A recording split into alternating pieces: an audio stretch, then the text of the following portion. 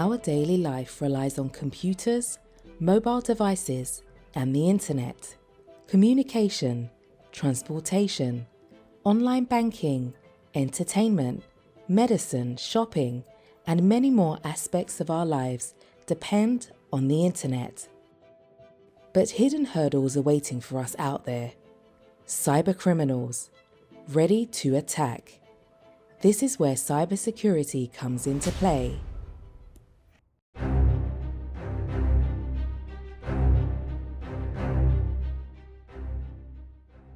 Cybersecurity encompasses all the means and techniques to protect the devices we use, the services we access, and our personal data from unauthorized digital access, damage, or theft.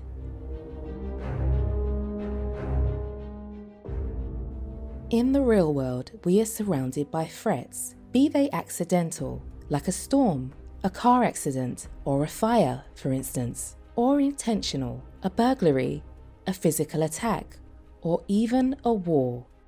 Good evening. Close to 200 firefighters are still battling a dangerous factory inferno. Well, it was absolutely unlike anything I've ever experienced before. We can take preventative measures against most of them, but not all. The same is true in the cyber world, and cybercriminals know how to use the remaining digital vulnerabilities to attack us.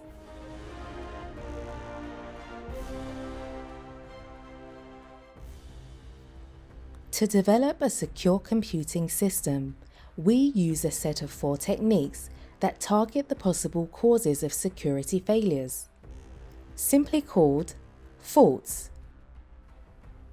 These techniques are: fault prevention enables us to prevent the occurrence or introduction of faults. Fault tolerance allows us to deliver correct service in the presence of faults. Fault removal reduces the number or severity of faults. Fault forecasting makes it possible to estimate the present number, the future incidents, and the likely consequences of faults.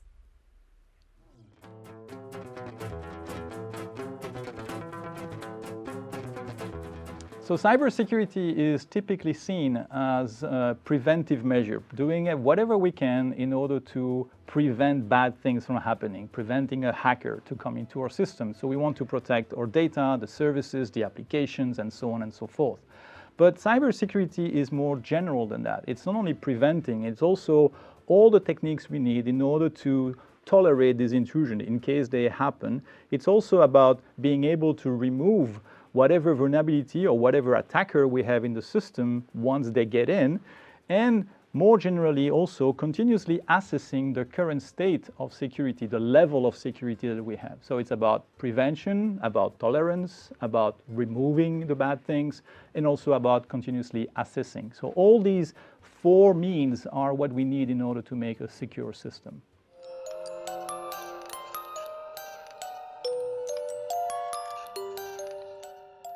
In the 60s and 70s, the theoretical foundations of the internet were established with the invention of packet switching networks, Ethernet, and the internet working principles defined by Vinton Cerf and Robert Kahn.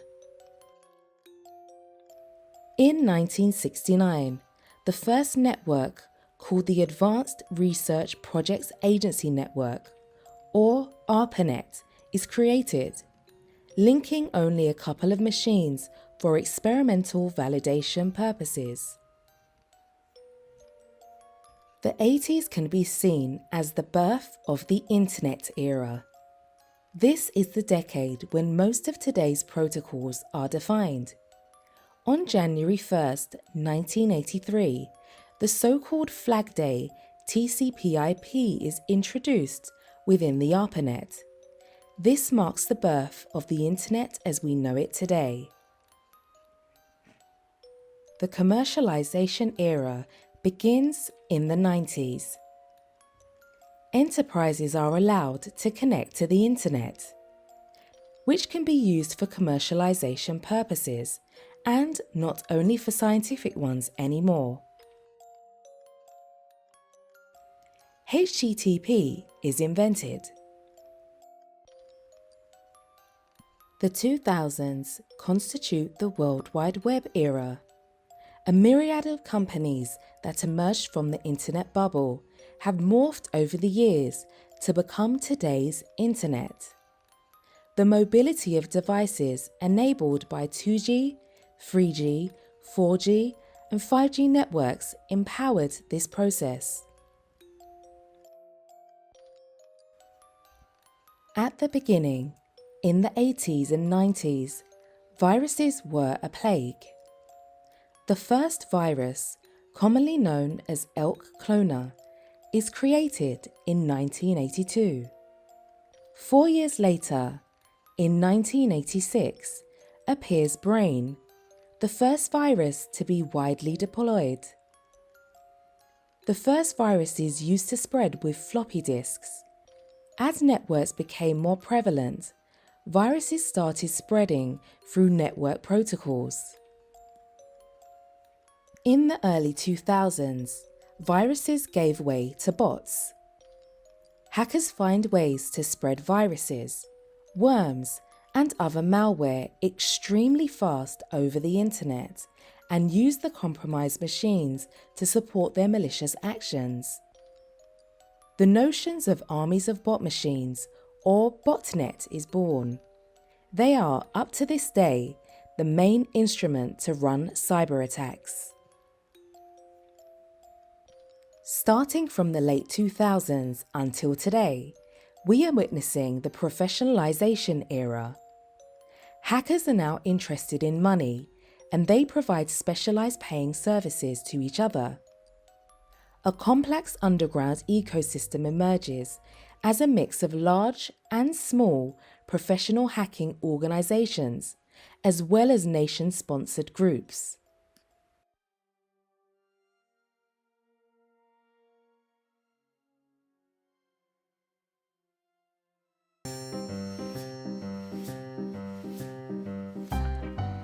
So in my team, we are working on different research axes that are all related to network security.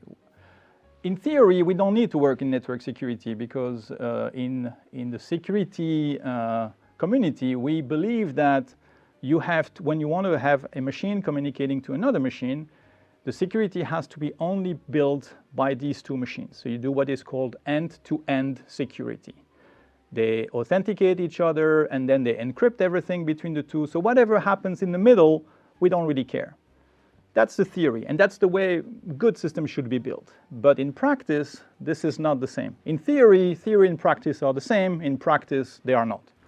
And that's what I focus on. It's the real networks, the way they're really built. And along with this idea in mind, we are working on 4 different research axes.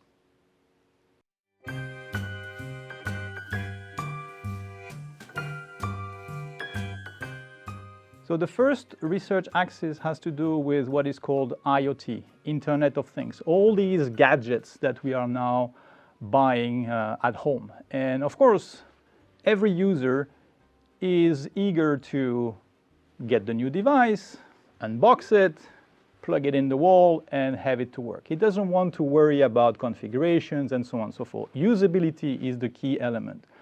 And usability and security usually don't go very well hand in hand. And in particular, nowadays, with all these new gadgets, the way they auto-configure themselves is extremely insecure.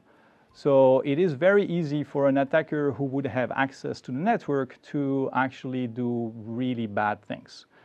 So we need, because we cannot modify those products, they are what they are, and of course we can claim that's not the right way of doing, but what we want to do is work on stuff that can actually have impact. And so if you cannot fix, then at least you want to be able to detect when bad things are happening. So we need to model the normal behavior, so to speak, of your network with all your gadgets and make sure that they are doing what they are supposed to do and only what they are supposed to do, and not spy on you, for instance, or not be used to store illicit material without you knowing, and so on and so forth.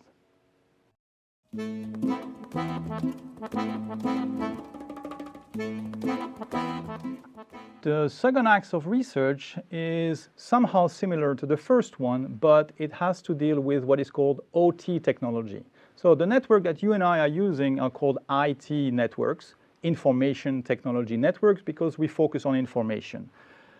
OT technology, OT networks, for operational technology networks, they have to do with the manufacturing plant, the critical infrastructure, the electrical grid, the power plant, even the smart buildings. All these networks where actually you connect cyber-physical systems, so pump, valves, elevators, temperature sensors, actuators, elevators, all these physical devices.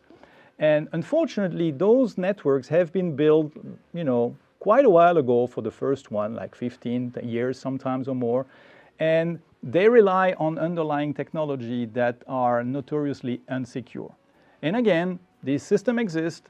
They were usually isolated from the rest of the world, but for many reasons, and one of them being, the trend for big data, these systems now need to be opened and need to be connected to the internet. And that creates an attack surface which is growing. That means there are opportunities for bad people. And so again, this is an element where if you want to protect the system, you cannot necessarily modify it, because you are not going to change completely a building or an automotive factory. So what you have to do is to model, again, the way those devices talk to each other.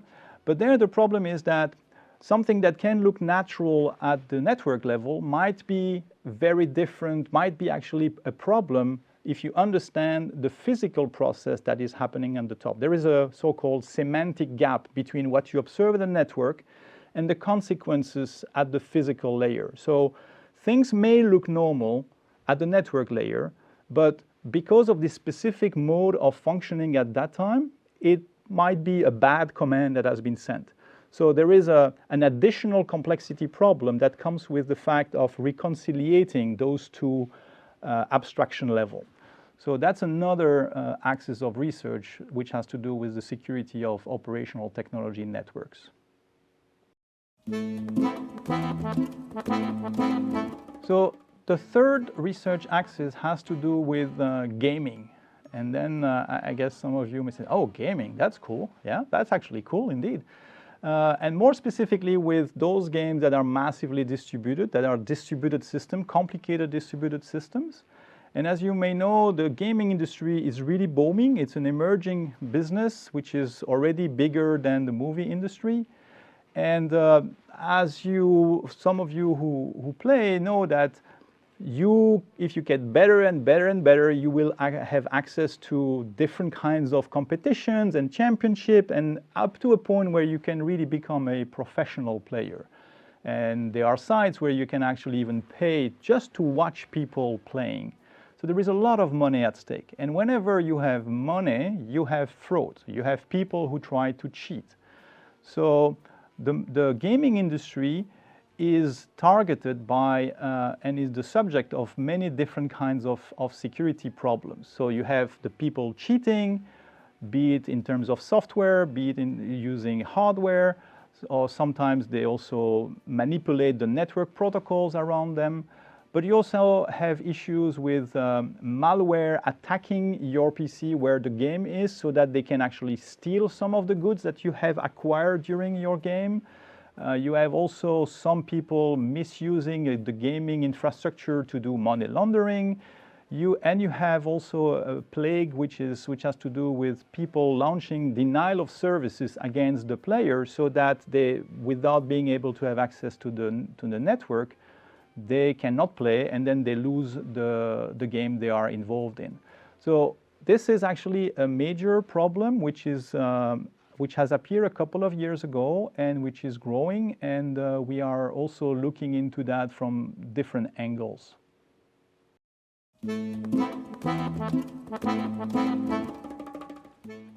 The last research axis is kind of orthogonal to the three first ones. So I have explained that typically we should do end-to-end security, and we should not really worry about what happens in the network. But the reality is that there are a number of elements in the network that may interfere with that connections. And there is a need for us to really understand if indeed there is something happening in the network that could modify the connection that we have when it's not encrypted, or even in some cases when it is encrypted. So in order to do that, we are working on a new way to actually test the network, test its component, by having the server and the client and the server sending packets to each other in a kind of weird way. They add a bit of information kind of hidden. They add what we call some fingerprinting to their packets. And if those fingerprints do not arrive the way they have been sent at the server level, that means that something somewhere in the middle has modified the packet, and without knowing that there was this fingerprint and without being able to reproduce that fingerprint.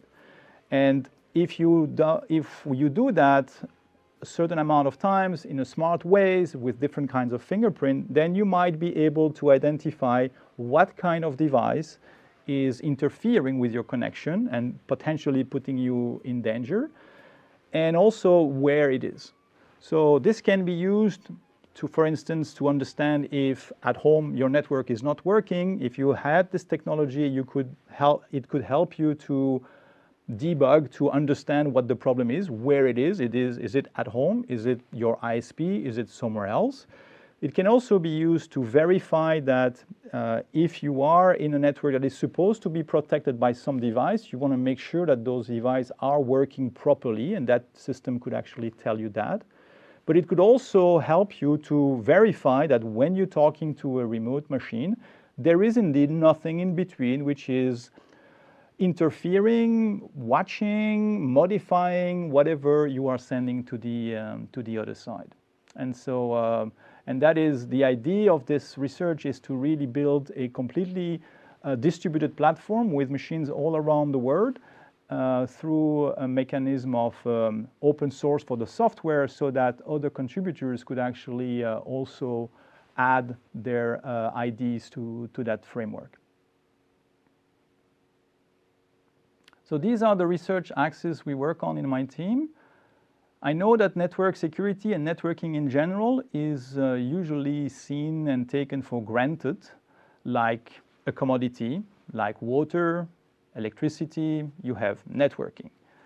But in fact, it is much more complicated than that. And network security, there are lots of open issues that we have to work.